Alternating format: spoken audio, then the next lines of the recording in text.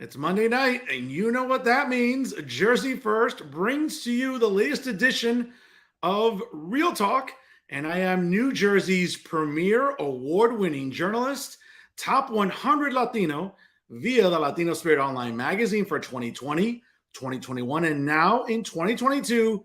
And of course, the sworn enemy of all the woke fools, social justice clowns, climate hysterics, and all the know nothing progressives throughout today's political climate here in the Garden State. Yes, it's me, Fernando Uribe. Hope you all had a wonderful weekend, and I appreciate you joining us here on this Monday, March the 7th. Again, happy March to you all, and a very happy Victory Monday to me. As you can tell, ladies and gentlemen, I'm wearing that scarlet red today because, of course, I got to drink a little victory tea because of my Rutgers men's basketball team, 12 wins in the Big Ten this year, closing out the season strong, beating the state Penn State University yesterday. Let me have a little sip of that tea. That tastes so good on a Victory Monday here, folks. And I want to wish luck to the Rutgers men's basketball team, again, as the Big Ten tournament begins this week. And hopefully that gets them into the big dance starting next week for March Madness. Again, I want to thank you all for tuning in from wherever and however you may be doing so right here on Facebook Live via StreamYard and also on the Jersey First YouTube page. And of course, make sure you check out Jersey First at their website, www.jerseyfirst.org. That's Jersey, the number one, ST.org. Don't forget to like Jersey First on Facebook and, of course, follow it on both Instagram and Twitter. On a little bit of a side note, folks, it was so great to run into so many people last Friday night at the Birchwood Manor in Whippany, New Jersey, right in the heart of Morris County for the Morris County Republican Committee Convention. And what a madhouse it was. And we'll get to it in just a moment. But it was so great just to, run into some fans and people all of a sudden saying, oh my God, it's Fernando Uribe. And coming up to me, just shaking hands, want to take pictures with me. And, let me tell you something, gentlemen. That really humbled me because it just sort of reminded me about, hey, all this hard work is paying off with this show and my other forms of opinion journalism that resonates across social media each and every week. And listen, as you know, I'm not the most humble person, if probably the least humble person you'll ever meet. But I was truly humbled last week at the Morris County Republican Committee Convention, talking to so many elected officials, candidates, other people as well, other dignitaries in attendance. And of course, they were all big fans of Real Talk. And you know what? Why wouldn't they be? It's the best show that airs live every Monday night right here on Real Talk at 6 p.m. Eastern Time. And folks, of course, the reason that the show is so wonderful is because of the guests that I bring you. And of course, the exclusives that nobody else in New Jersey media brings you each and every week. And this week is no exception. Joining me here tonight live is a fellow journalist and a diehard baseball fan in his own right. He is the great Fred Snowflack here on Jersey First. What's up, Fred? How are you? Thank you very much. Thank you for that introduction. You always struck me as a humble guy, in my opinion. Well, Fred, you're in the minority on that one, brother. But thank you for the kind words, for sure. And Fred, it's March, and what we should really be talking about, brother, is pitchers and catchers and spring training. But that's not the case. We'll have to settle for politics instead. How you been, bro? I've been fine, and not to get on baseball. I've been following it. There are legitimate issues to be discussed. Sure. But let's face it, the average fan probably can't relate. I mean, one issue is the minimum salary. The minimum salary now is $600,000 a year. So it's hard for the average person to feel sympathy for someone who's making $600,000 a year. So as a minimum. I'm with you, Freddie. Freddie, I'm with you. And we'll talk a little baseball later in the show, but let's get to politics right now. And last Friday, I was able to broadcast live from the Birchwood Manor in Whippany, New Jersey for the Morris County Republican Committee Convention. You know what seemed to be probably a sort of elementary evening turned into a very long, drawn-out evening. And I felt bad for everybody because they closed the bar early. So I don't know, Fred. It just seemed like it was a lot of chaos and just pandemonium. What happened? Let's separate fact from fiction. What went on? What do your sources tell you about the final numbers and what went right and what went wrong? Well, I'm a little upset they closed the bar early. That really put a damper on the evening, I'm sure. I was Yeah, actually had absolutely. to be I was actually away last week. I was watching part of the show on live stream when you were watching you interview people. Now, I think what happened is okay, the bottom line is they did not endorse anybody. The idea the idea was to make endorsements on two key races, CD7 and CD11. Now they did make endorse in the county commissioner's race, and that's of local interest because one of the one of the candidates who was not endorsed, Tom Mastrangelo, is an incumbent. Now it's kind of unusual when incumbents are not endorsed, but leaving that aside for a moment, I think from a more statewide perspective, is CD11 is probably the big race in Morris County because CD11 is the basically includes most of the county, and up until 4 years ago, it was staunchly Republican. People probably know Rodney Frelinghuysen. He was there since 1994, and it flipped with Mikey Sherrill in 2018. And Republicans really badly, they want to quote unquote reclaim that seat, win it back. And it's a little more difficult because, as we know, Democrats won the redistricting battle, and CD11 has become a little bit more Democratic than it was. But still, this looks like it's going to be a good year for Republicans. It could always change in 9 months, but it looks like it's going to be a good year for Republicans. And I think that explains some of the excitement. So there were six people running for the endorsement, and they voted, and it came down to you don't just win, you have to get a majority, so like no one got a majority, and the top two were Larry Kasher and Typhoon Salon, and so then you're going to have a runoff, and from what I gather, I mean, because it took so long to vote, by the time it came time for the runoff, it was midnight or after midnight. And I think some of the committee people had gone home, and there was some concern that they did not have a quorum. So they just postponed the runoff. Not only in CD11, there's also going to be a runoff in CD7, That's right. which is a little surprising for insiders too. CD7 is Tom Malinowski, the incumbent, and the presumed Republican candidate is going to be Tom Kean Jr. He ran in 2020 and he lost by only 5,000 votes. That district has become more Republican. So the assumption is that Tom Kean has a very good chance of winning. Yet, I mean, and it surprised me that he did not win outright the endorsement of the Morris County Republican Committee.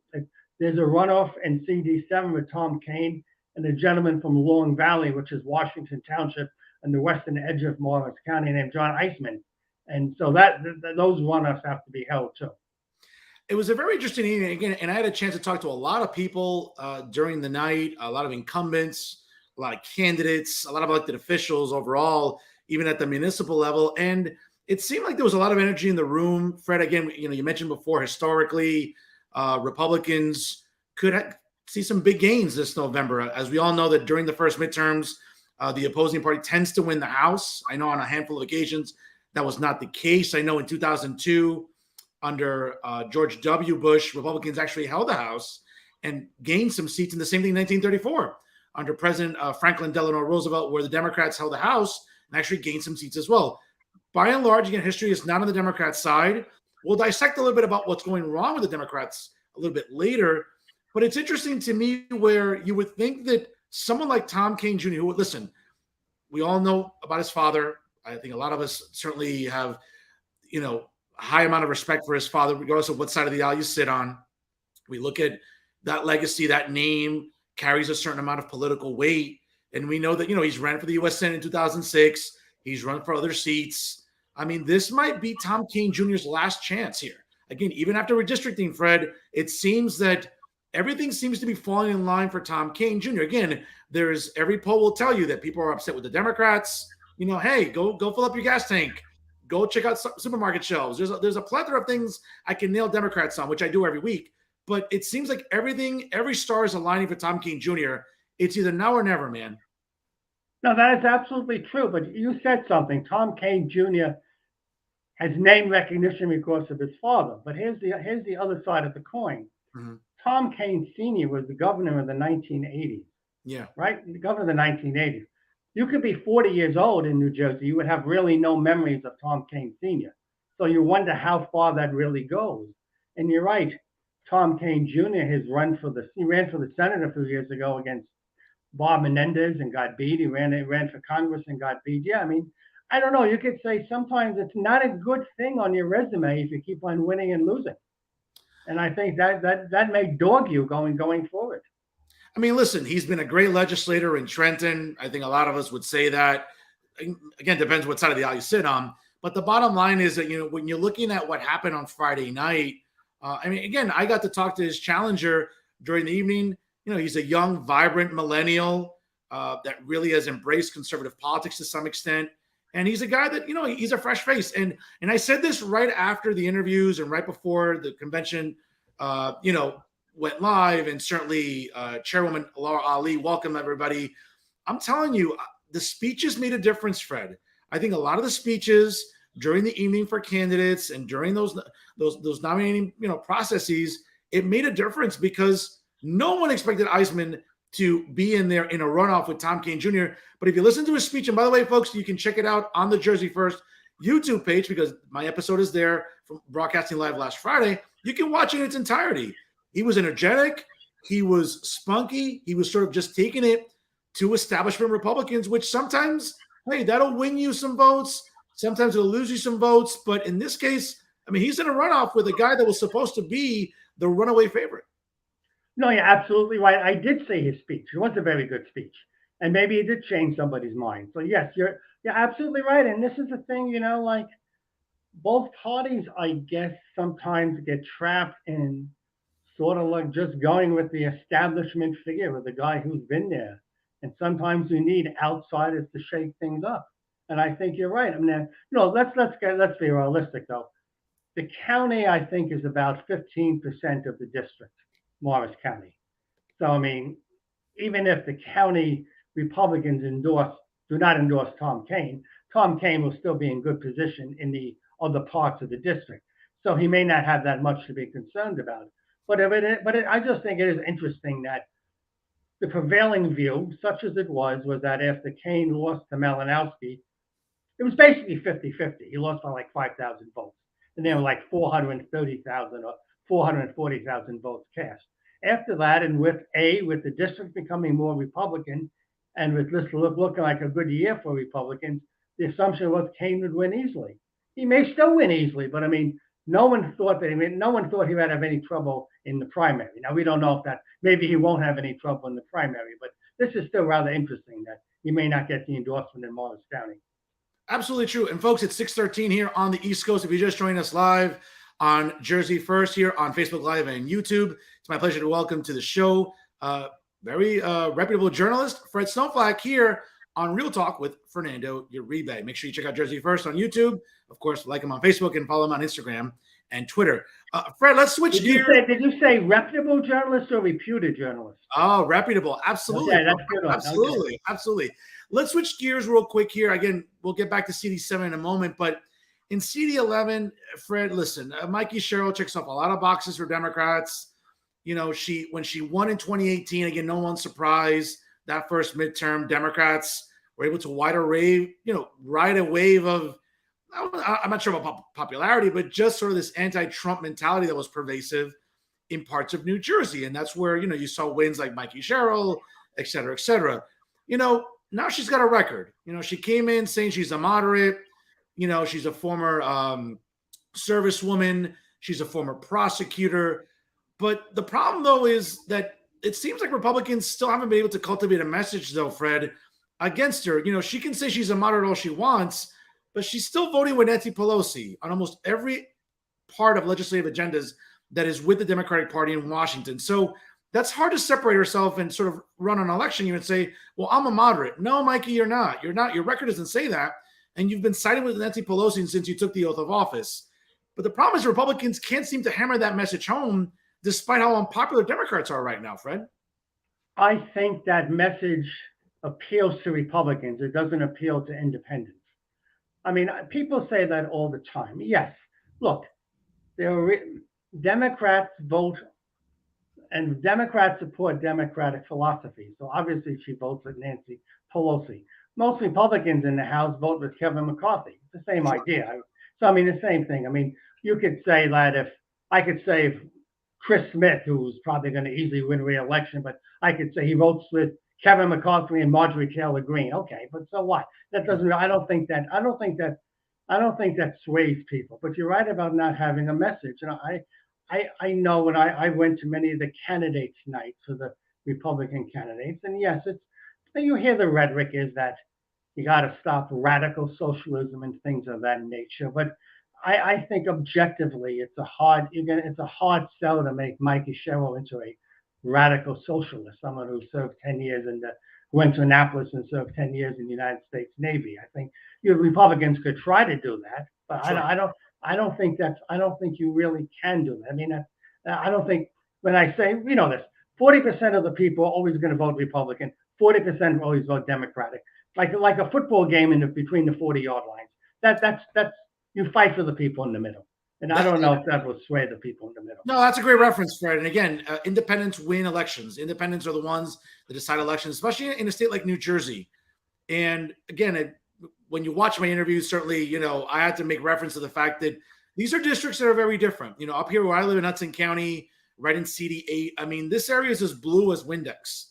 Okay. And again, sort of helps me transition to another great column he had recently, talking about someone that's running against Robert Menendez Jr. Now, listen, his candidacy was perhaps the biggest news in Hudson County to start 2022, Fred, because as we all know, sitting Representative Albio Sires announced right around Christmas time, right before the new year, that he was retiring at the end of this term, coming up this year. And he was very emphatic. He was like, listen, I have no desire to run, to work in a Republican Congress. Again, I'm sort of paraphrasing his statement. But he sees the writing on the wall. He sees the tea leaves. And sure enough, as soon as Representative Sires announced his retirement, Rob Menendez Jr. was catapulted and was pretty much become the perennial favorite to run in that primary. Certainly, he comes from, we talk about political legacies and names, Tom Kean Jr. and his father. But we talk about Rob Menendez Jr. and his father, Bob Menendez Sr., the senior United States Senator here in New Jersey. And listen, I happen to know Bob personally. I know Robert Jr. as well. We go out to eat. We talk on the phone, obviously offline, off the record. And, listen, I know his father very well. He's never been this crazy, radical, leftist Democrat. He's not like this clueless communist like Bernie Sanders, God help us, or clueless like Dick Durbin in Illinois. Bob's always been sort of a pragmatic, middle of the road, blue-collar Democrat. He grew up in a blue-collar Democratic area, which is Hudson County. And it seems like Junior is, again, by osmosis or whatever, is able to sort of retain some of that wisdom, some of that guidance from dad. And I think that makes him a likable candidate. Listen, he's not one of these crazy leftists like across the river, right? The Puerto Rican princess, AOC, or the anti-Semites like, Rashida Tlaib, Ilhan Omar, or Ayanna Pressley. He's a pretty moderate Democrat. So that's an easy candidate to sell in Hudson County, right, Fred? I like your literary stuff. Puerto Rican princess. I like that. Well, I could say crazy communist, even though Bernie's a socialist. Well, I could leave that aside. Well, I could say something else, but it's not good for television, So. Okay. Getting back, you're right about Bob Menendez Jr., who I do not know, of course. I mean, I grew up in Union City, so I'm old enough to have voted in the election when Bob Menendez ran for the local school board all those years ago, and I actually voted against him, but it didn't make any difference because he won anyway. But anyway, the thing about Bob Menendez Jr., this stuff is politics. This stuff like this happens all the time, but it doesn't look good at all. I mean, Bob Menendez is there only because his old man is in the United States Senate. You really can't get around that. But it is true that both parties kind of do the same thing. I mean, it's not as if Democrats have a monopoly on nepotism. Both parties do the same thing. But I mean, but I think what's the most, like when, as soon as this candidacy was announced, every Democrat in the state from Phil Murphy on down just fell in line. I mean, I don't think that looks good at all. Well, that's the thing about, again, that's been the accusation, which I'm sure Robert Jr. is going to have to address in some Oh, interviews. absolutely, he has to address it. Yeah, and I know he did. I believe his first interview he did with Uncle Dave with NJTV. And listen, Robert Jr. came out very well. He's polished. He's an accomplished attorney. He's articulate. He's certainly, again, he's a fresh face in politics. I think he came off well. I think he's done some other interviews. He'll be on this show in 2 weeks' time here on March 21st at 6 p.m. live, folks. You want to maybe mark that on your calendars. But the thing about Robert, though, and again, to reference to your article, I know you mentioned someone who's going to be running against him in CD8, a pretty progressive guy, Brian Varela, as you alluded to, is going to be running an uphill campaign against Robin Mendez Jr. I know there's another candidate also that's announced. This is a thing, though, Fred, and this is, and again, I hammer this home every week when I talk to different people, Republicans, Democrats, conservatives, liberals, whatever. You know, what works across the river in New York City and the Bronx with the Puerto Rican princess and other parts of the country, that might resonate. You know, in Minneapolis, which is a disaster and a dump, yeah, Ilhan Omar and her rhetoric, that works well. That act is not going to play well in Memphis, as they say, here in Hudson County, where, you know, it's a lot of blue-collar Democrats. You grew up here, you know. It's a predominantly Democratic, you know, stronghold, but they're not looking, again, and I say this all the time, I don't really care how it sounds, but Fred, especially in this volatile economic climate we're living in, and also global climate politically, right? At the end of the day, what we're looking at is, you know, energy policies, how, you know, what's it going to cost to heat our homes, fill up our gas tanks, inflation at its highest rate since the 80s, since, you know, when I was like pretty much a baby. You know, looking at a lot of the culture war stuff that, again, a lot of Democrats on the far left, you know, they hang their hat on. And we saw, listen, last November, the governor ran a very progressive campaign. And listen, to the victor go the spoils. He won. I was the only guy that called that race close. Everyone laughed at me. I got a lot of free dinners coming my way because of the vets. Okay. He won by 3 points. But we saw a little bit, even down south on Route 95 in Virginia. Now, it's a different political world. But the bottom line is that Democrats are a little bit vulnerable if they want to run on these culture war, woke issues. Personally, I don't care about pronouns. I don't care about bathrooms. I don't care about any of this woke nonsense. I know some people do. That's fine. God bless you.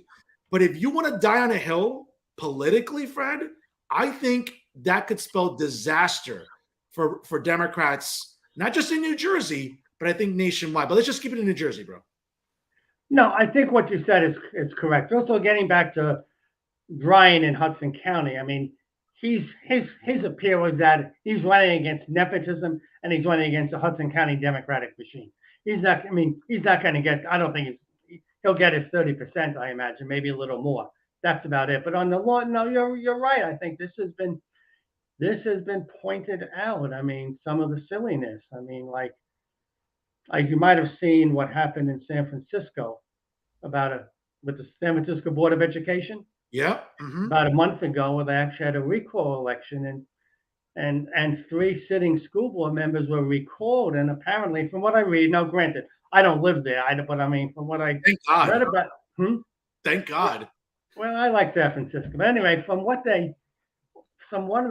of the things they seem to be overly concerned with, like changing the names of schools, like taking George Washington and Abraham Lincoln off the names of schools. I mean, what you said is true, because that might have a constituency within the left wing of the Democratic Party. But I think the problem is, getting back to the independents again. Independents see that someone wants to take Abe Lincoln off the name of a school. They think these people must be nuts. And that's what the problem is. If people think you're nuts, you're not going to win. It's hard to win elections that way. So I think from the Democratic point of view, I think that maybe they've got the message. I mean, I think, I know you're right about Phil Murphy too. I followed Jack Ciattarelli around very, very closely. He ran a very good campaign, I thought. But I thought Murphy's campaign, a lot of it was he just tried to talk about Jack appearing at Trump rallies and things of that nature. The problem is that was yesterday's election of 2 years ago. I think Phil Murphy didn't really try to move forward. And I know the Democrats weren't very enthusiastic. They weren't enthusiastic because they thought they were going to win, and of course they did win, but still it was too close. It was closer than it should have been. Well, Fred, again, and going back, since you referenced Governor Murphy, listen, I think that is, and I had David Perano, one of his trusted campaign directors, on the show a few weeks ago, and I said, listen, I think you guys underestimated the amount of dislike and just apathy that people had in New Jersey. Yeah, listen, Democrats have a lot of advantages. They have more than 1 million registered Democrats, more than Republicans in New Jersey. The county machines, I don't mean the devices, but the parties themselves. Oh, absolutely. Yeah, I know what you mean. Yeah, they do a great job of mobilizing and getting the vote out. But there were still pockets of the state that were very upset with the governor. Again, these mask mandates taking forever to reopen the state, killing small businesses. The fact that, listen, I had the chance in 2021, Fred, to visit two freedom-loving states, the great state of Texas and the great state of Florida. And you know what? People on the left that watch this show, you can say whatever you want, but these are the facts. Those governors got it right because those states opened up sooner and their COVID numbers were down. They stayed down, and the states blossomed economically. While here in New Jersey and New York, Connecticut, and Pennsylvania, with these lockdowns and mandates, again, I think that Democrats underestimated that people were not as unhappy as they thought they were. And that came back to, now again, the governor won, especially in North Jersey, Democrat incumbent legislators were fine. It was Central and South Jersey that showed some promise. And obviously, they unseated Steve Sweeney with a guy that spent no more than half a month's mortgage on a campaign. We have 9 new, thank the Lord, Republican assemblywomen that went to Trenton. So is that 9? Is that 9 new people out there? Was it 9? I think it's 6. Okay. Again, you got it upside down. Sure. I was happy to see that. But again, Democrats still hold majorities in both chambers, but there was a little bit of a message that went out saying, hey, Democrats need to get back to the middle because, again, if you want to die, and listen, Phil Murphy ran on a very progressive platform. He's a guy that believes in, certainly coddling, certain interest groups, progressive policy. That's fine. And it resonates with certain people, right? No, it definitely does. I mean, a lot of Republicans could hate Phil Murphy, but the bottom line is he was very honest what he wanted to do. When he ran for the first time, he said he wanted to raise the minimum wage. He wanted to raise taxes on millionaires. He wanted to legalize marijuana. And those are things that he basically accomplished. You're right. I think Republicans were just more excited about the gubernatorial election. Democrats weren't excited at all. And I think and so your question is, why weren't they excited? I guess they excited because, number one, they probably thought Murphy was going to win anyway. But number two, maybe they weren't excited because of just what you said, because by the time November rolled around, it was a year and a half after the pandemic began. They were tired of some of the mandates as well. So I think that's what happened. Absolutely. And again, getting back to sort of the congressional races, listen, up here in North Jersey, in CD8, again, it's as blue as Windex here. I have no doubt that Ron Menendez Jr. will win the primary in June. He'll go on to win and succeed. Albio Sires again, and I wish him well. I know Albio personally. He's been a good public servant. I may not always agree with some of his positions. He hasn't been far left, but he's a guy that's, been a good public servant. I don't have a bad word to say about Albio Sires. I wish him well in retirement. Obviously, he's still in good health. He's still in great shape. He can certainly go off and enjoy retirement and do whatever he wants. Next door in Bergen County, you got Josh Gottheimer, relatively safe Democrat. Maybe some progressives aren't happy with him, some of these suburban housewife organizations, but they're always bitching and moaning about something. They're never happy. Down south a little bit, you got Passaic County with Bill Pascrell. You got Charles Payne. Those are relatively safe seats, Fred. But when you move to Central and South Jersey, I would make the case that this is where, again, you're getting into some vulnerable Democrats. Who do you see as the most vulnerable? Well, I mean, I don't think Josh may not be a slam dunk. That district is always relatively close. Josh Gottheimer. Okay. Mm-hmm. And you're right. Some of the people on the left don't like him, but the bottom line is, people on the left are not going to vote for Republicans. They may complain about Josh. They're going to vote for him anyway. I think Malinowski, only because the district has changed. I mean, CD7 has lost CD7 has lost some Democratic areas in Essex County, like Milburn was a big Democratic town. They lost Dover in Morris County, which is a big Democratic town, and Malinowski's district has picked up more of Warren County and a few towns in Sussex, and those are probably the most conservative parts of the state. So that's why. So he's going to have trouble, I think. I know Andy Kim's district is always competitive, but I think redistricting has changed that one, and he's lost a lot of Ocean County, which is the more conservative part of the district. So I think he'll be okay. I think Malinowski's probably the most vulnerable. Fred, let's talk about Andy Kim for a moment. That race down there on the primary on the Republican side looks pretty interesting. And, for everyone watching at home, you've seen Ian Smith on this show before. He's become quite a viral sensation since really the spring of 2020. Him along with his partner at the Attilas Gym in Belmar, New Jersey. Not to be confused with Belmar down the Jersey Shore, but Belmar in real Southwest Jersey. Ian Smith announced his candidacy against Mr. Healy. I think there's maybe one more Republican running. I'm not sure. But the bottom line is that, he's a really polarizing figure, Fred. He's a guy, again, he's been on this show. He's a gentleman with me. He's been viral. He's been on Tucker Carlson. He's been on Sean Hannity. He's been on Fox News. He's been on Newsmax. He's been at rallies. He got invited to speak at CPAC. He's a guy that gets a great social media following, great traffic online. My concern, again, being objective, being a broadcast journalist like yourself, is would that translate to votes? That remains to be seen in a district where Andy Kim, again, he's a pretty far left guy. He fundraises well. But for someone like Ian Smith, again, he's popular online. He gets a lot of clicks and views. And I like the guy personally. We've talked off the air. But the bottom line is that just because you have a good social media following, that doesn't always translate to votes either. No, absolutely. You mentioned Newsmax and CPAC. I wonder how many people who watch Newsmax live in Burlington County in New Jersey, and that's what the problem is, I think. And yeah, and obviously he has vulnerabilities in his background, and he's been open about his problem with his DWI arrest, which, not arrest, his accident, which resulted in a fatality. Now, I'm not saying anything people don't know. This is public information. He's actually addressed it and acknowledged his horrible mistake, and I think everyone has to be sympathetic to what happened, both to him with his involvement and also the victim. But that's going to be an issue if he gets the nomination, and you can't just avoid that. But let's face it, he's sort of the outsider, right, in the race. Outsiders could appeal to people. I think in a smaller subset, the outsiders were voted against Tom Kaine up in CD 11 and in the county convention. So I think, yeah, you got it. But I think you have to think that the other candidate, Healy, would have a better chance against Andy Kim. Listen, certainly Healy has establishment ties. I just interviewed his campaign manager, Chris Russell, who coincidentally also managed Jack Ciattarelli's campaign last November.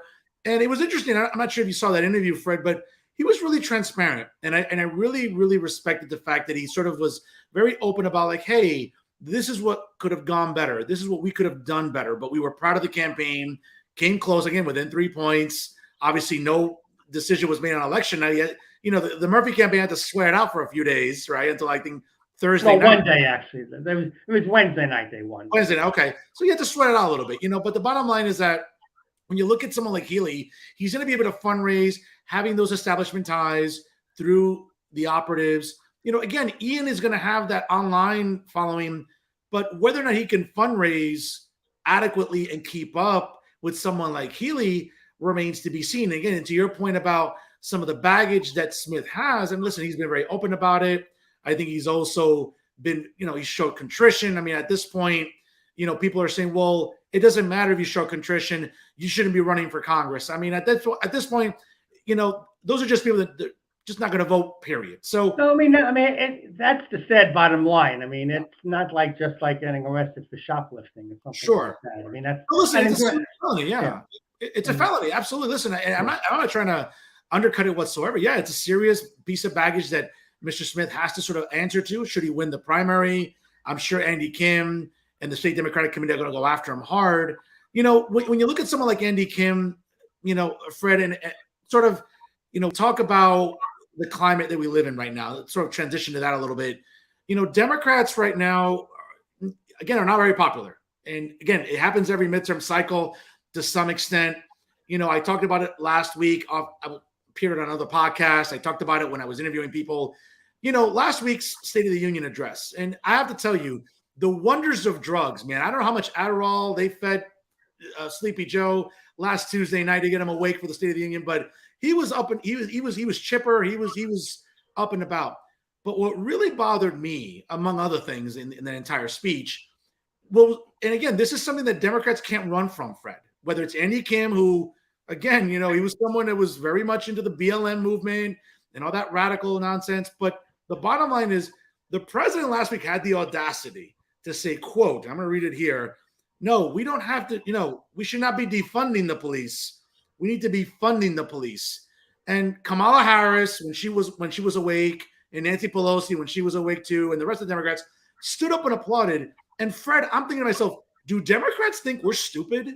Do Democrats think that there's something not called the internet, or that I'm old enough to remember they spent literally 2 years talking about defund, and now they want to try to fool us into saying, and Andy Kim was one of them. Andy Kim, Malinowski, some of these other far left Democrats want to sell us on, yes, we need to fund the police. Where was that language for the last 2 years?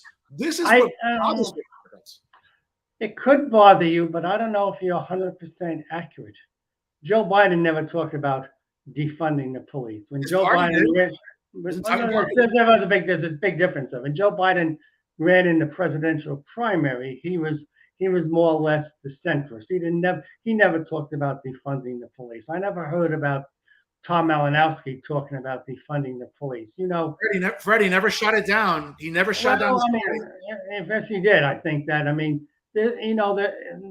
There are nuances and split hairs. People talked about police reform, which is a completely different thing than not paying police and doing away with police.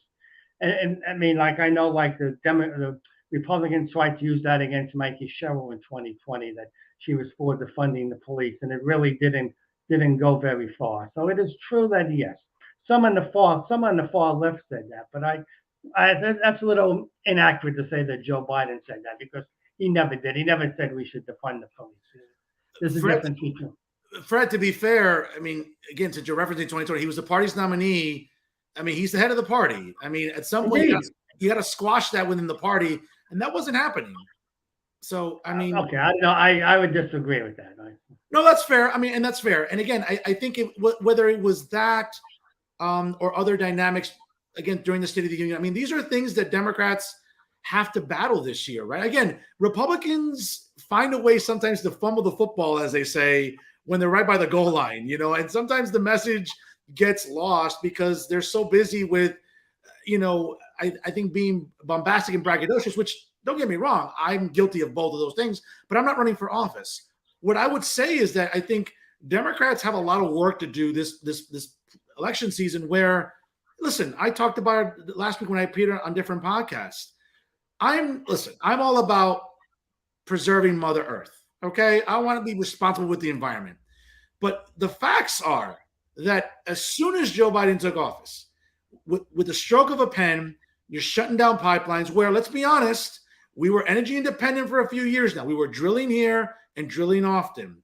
And I'll be honest with you, I'm not really concerned with the coming climate hysterics, because here are the facts. While we're not going to be underwater anytime soon, Aquaman's not going to be hired by the Postal Service to deliver mail because we're going to be underwater. None of that's happening. Okay. For a lot of people that identify as either left or whatever, for all those products you order on Amazon, they get delivered on trucks and planes. Here's a newsflash. They don't run on electric. They don't run on air or solar. Okay. They run on petroleum. Petroleum is also the source, not just for filling your gas tanks and heating your home. They're responsible for producing a lot of the daily products we use every single day. So while we could be a little more responsible with the environment, absolutely. But this idea, when you shut down pipelines, when you, instead of exporting oil the way we were, now we have to import oil. We're seeing it. We're being suffocated at the gas pumps. And Democrats, for whatever reason, can't escape this, Fred. And again, well, yeah, but I mean, first of all, he shut down one pipeline. No, they didn't shut it down; it just hasn't been built. That was the Keystone Pipeline. I know. I checked. The United States produces 11.5 million barrels of oil a day, which is basically somewhat consistent to what was produced over the last 5 years. And I think you're being a little bit too flippant about climate change and things of that nature. You say people aren't underwater. A lot of people in New Jersey have been underwater just Mhm. recently. I mean, in Mhm. various parts of the state. So I mean, I think you just can't ignore that, and you have to realize how crazy the climate is and how things are changing, and that the answer and you have to and just can't ignore that. That's kind of irresponsible, I would say. Well, Fred, yeah, all right, I'll rephrase it. Yeah. Again, I care about the environment, I care about the earth, but what we've seen, whether it was global warming 20 years ago, whether it was Al Gore with his hysteria, which again, I'm still waiting for everything Al Gore predicted in '04 to come true. It's 2022. I'm still waiting for Al Well, a Gore. lot of it is coming true. You see what's going on. There's hurricanes and tornadoes are more damaging than they were 20 years ago. We've Mhm. had tornadoes in December in Minnesota. I mean, we were talking about Florida. You could check this out. There are Sure. places in Florida like Key West where I know that they have they are no longer building or rebuilding because they realize they just can't stop the floodwaters. Mhm. And I know Key West is not it's sort of like a is surrounded by water, but I mean things are changing. I mean I don't you just can't say that things are not changing. You have to acknowledge that. No, Fred, I do acknowledge, but I think the hysteria and the money making apparatus behind it about scaring people about climate has been there for some time. A lot of people have gotten rich off of it, throughout the years. And That I don't okay. And what's the upshot of what you just said? A lot of people have gotten rich. I mean, a lot of people have gotten rich pumping gas too. oh, I mean, absolutely. drilling for oil. So Well, I listen, don't know what I don't know if that's such a negative thing. I well, mean, listen. people getting No, people have gotten rich. Absolutely. Listen, oil companies have turned record profits. No one's disputing that.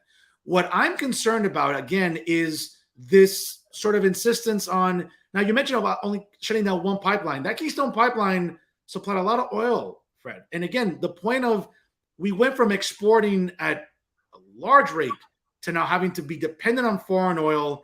And this is what's causing a lot of. And the problem is that, and I say this all the time, and I'm the only one really in New Jersey that talks about this, because if we wait for NJTV or again, some of your colleagues at Insider NJ to talk about this, I'll be waiting forever.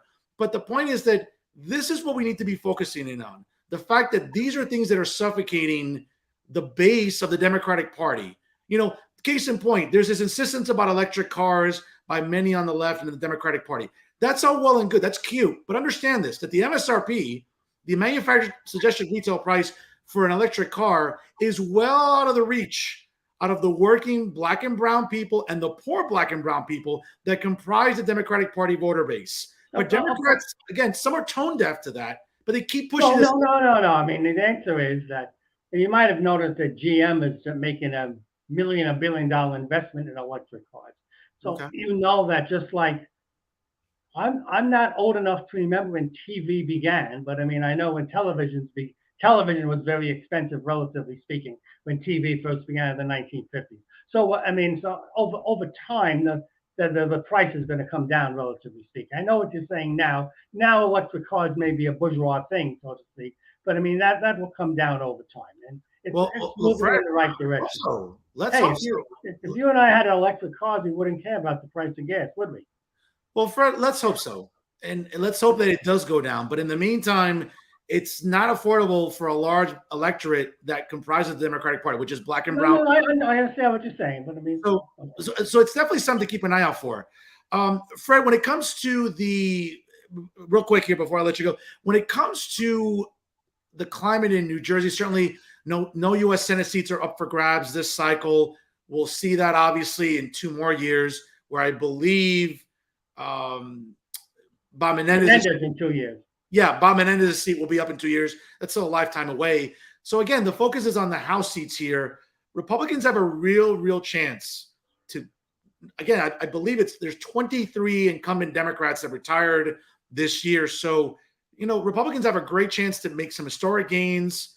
Again, come January 1st, the last thing I want to see on New Year's Day is the words Speaker Nancy Pelosi. I'm dying to see someone else besides Nancy Pelosi. But the fact is that Republicans have to get to work, and they're not always good at that because they can have momentum right now, but they could squander it quite easily, right? No, absolutely, they could squander it quite easily. I mean, things change a lot in politics in 9 months. You don't know, for instance, we don't know how long the situation in Ukraine is going to go on, and Yeah. we don't know what the domestic political fallout would be. You could guess, but you really don't know. And there are other things. I mean, people have mentioned this, and I don't know if it's true or not. Maybe you've heard people mention it too. Suppose Roe v. Wade gets overturned by the U.S. Supreme Court, which now might seem likely. That would happen in June or July at the end of the court term. Mhm. Some have suggested, I think there's some credence that this would really inspire the Democratic base to turn out and vote for Democrats, especially suburban women, which have helped Democrats basically win the last two election cycles in 18 and 20. All that is it's speculation built upon speculation because number one, the Roe v. Wade has to be overturned for that to kick in. But I think that's a legitimate possibility. You must have heard people mention that. No, listen, Fred, great point there as always. And folks, if you're just joining us right now, it's 6:45 here on the East Coast. And here tonight on Real Talk is extremely reputable and one of my good friends, fellow journalist, Fred Snowflack here on Real Talk on Jersey First. Fred, you mentioned that, but at the same time, I mean, listen, even here in New Jersey, for example, Governor Murphy, along with the legislature, decided to codify, abortion, right? I mean, whether or not it's, whether or not you want to call it healthcare or whatever, maybe it's semantics with names. But the fact is that, and listen, I say this all the time because, again, as someone who works in higher education, as a history professor, I'm very much about knowing my history.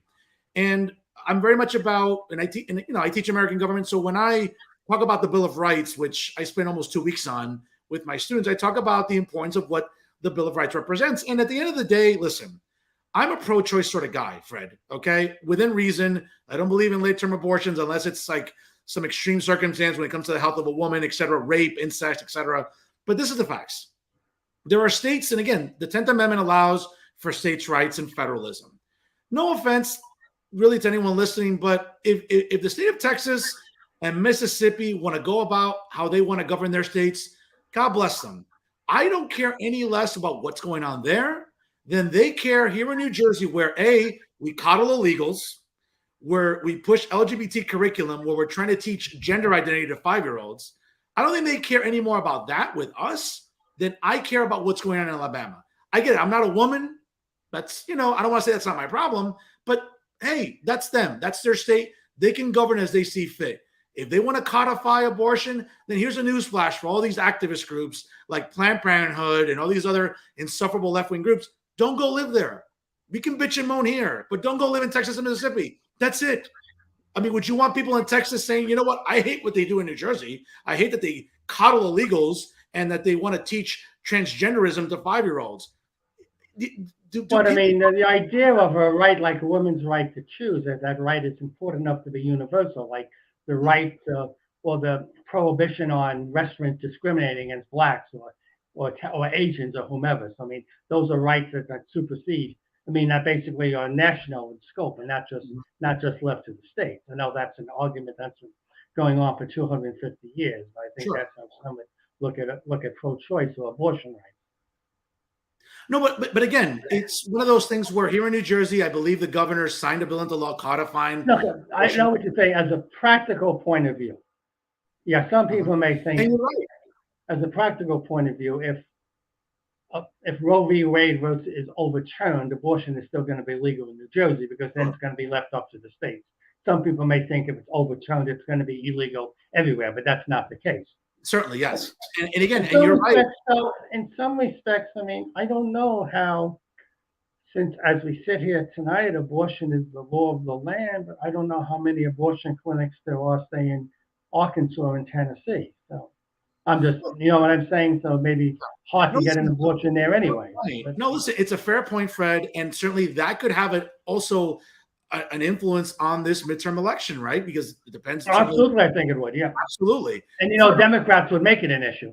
Oh, of course they will. I mean, they have to. Listen, they got to pull out all the stops here if they want to make sure they don't lose major seats in both chambers of Congress.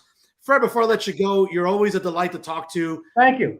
And also for our audience, obviously, I know you and I are big baseball fans. We've talked off the air about it. It's March 7th. I'd love to be talking about spring training games. I would love to be looking at my app, my ESPN app or my Yankees app on my iPhone and seeing the score from earlier today, but that's not the case. And it's disappointing. But I would argue, Fred, that, it's billionaires arguing against millionaires. But I think for the very first time, I have to kind of side with the players, where if the owners are bringing in still, even after the pandemic, if they're still bringing in record revenues, right? New TV deals with Amazon, with ESPN, with Fox, with other channels, and they're bringing in record revenues. And I saw a stat in the New York Times the other day, and I also know Mike Francesa, one of my favorite all-time sports talk show hosts, mentioned on his Twitter feed last week, where I believe that the average salary in baseball went down from 5 years ago. And again, I'm not feeling bad for I know what you're saying. Yes. Yeah. I don't feel bad for millionaires, but it's interesting when the players are talking about revenues and sharing, the owners are still getting rich. And I'm not feeling bad for the players. Yeah, 2 points. I think you're right, that. But I got a feeling that the players might be right here. From the point of view that the owners are making a tremendous amount of money, then you have another, not to get too more in the weeds, about the luxury tax. Yeah. I mean, it's not a tax. I mean, it's not the government, but I mean, it's baseball basically caps salaries. And if a team goes over that cap, they have to pay money to the league, and the league funnels that money to some of the small market teams, on the idea that teams like in Kansas City and Pittsburgh and Milwaukee will be more competitive. But what happened is sometimes the owners of those ball clubs have not been spending it on plays to become more competitive. They're just putting it in their pocket, which is what the players are complaining about too. I think that's a legitimate point. But I don't know, maybe sometimes baseball is a larger point. I know I talk to a lot of people who don't like the way the game is played on the field these days. They don't like 3.5 hour baseball games and like 6 pitches every game. And I think that it's not as much fun as rooting for Jacob deGrom to use a Met, or Garrett Cole to pitch a complete game. We don't see complete games anymore. I think that hurts baseball from a marketing point of view. Well, I think I also did read, over the weekend, that the players and the owners, came to an agreement about eliminating the shift, which I think is great to some extent. I think maybe being a little more punitive with the pitch clock, which I think is important as well. There is no pitch clock, but they need one, I think. Exactly, yes. And listen, I'm hoping we get to see baseball this year. And what's interesting, though, Fred, too, is I think, listen, we've grown up loving baseball for as long as we can remember. But I think it's fair to say that MLB has now really been sent to the back of the bus, as they say, because the NFL arguably is the most popular sport in North America. Yeah, I agree. I mean, when I was growing up, people would ask, I would say baseball is my favorite sport, even though I followed all sports. I loved the Jets for a long time. I always watched the Knicks. For a while, I used to even follow the Rangers closely. So I don't follow hockey that much anymore. But anyway, but I don't know. I guess baseball may still be my favorite sport because of tradition, but obviously it's sad if you look at how bad the ratings are for like playoff games in the World Series. They're not very good at all. So well, Fred, also too, baseball is becoming a very expensive day out. Listen, I love hockey, big Devils fan. I hope they get it together one year. I don't know. Doesn't seem like that's looking anytime soon. But the bottom line is that baseball is becoming little by little more unaffordable. Case in point, you go to Yankee Stadium. By the way, I'm a Yankee fan, but to go to Citi Field, I prefer Citi Field to watch a ball game. It's a better ballpark to watch a ball game. Just for the record, again, it doesn't mean I'm less of a Yankee fan. I'm just calling it like it is. But the fact is that when you go to Yankee Stadium, for example, yes, you walk in, you look at all the banners, you look at all the tradition, everything. As soon as you walk into the gate, you're getting bombarded by somebody. Oh, here, take a picture. Here, take a ticket stub. Here, check that website in half an hour. And guess what? That picture you can buy for $20, and you can have it printed up and take with you. Oh, well, if you go with a significant other or kids, let's go to the store. Let's see what merch they have. Before you even sit in your seat, you're probably spending crazy money. And then I agree with you. And parking is very expensive too. Yeah, not to mention you can take a subway to get there, but that may not be practical for everybody. I agree. Yeah, no, you're absolutely right. All sports have gotten very, but the thing about baseball is baseball always had been relatively cheaper than the other sports, simply because you play it every day.